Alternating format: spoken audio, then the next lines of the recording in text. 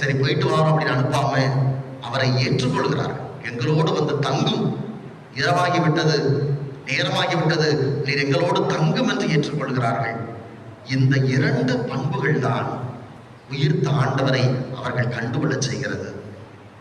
திறந்த உள்ளத்தோடு இறை வார்த்தைக்கு செவிமடுத்ததால், அங்கு அதற்கு பின்னால் அந்த ஆண்டவரை ஏற்றுக்கொண்டதால் அங்கு அவர்கள் உயிர்த்த ஆண்டவரை கண்டுகொள்ள அவர்கள் கண்கள் திறக்கப்படுகிறது.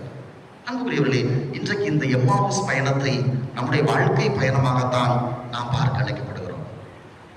உயிர்த்த ஆண்டவருடைய அனுபவத்தில் மிகச்சிறந்த ஒரு அனுபவமாக இந்த எம்மாவுஸ் பயணம் இருக்கிறது. ஏனென்றால் இது சீடர்களுக்கு மட்டுமல்ல, நமக்கான ஒரு பயணம், நம்முடைய வாழ்க்கையினுடைய ஒரு பயணம்.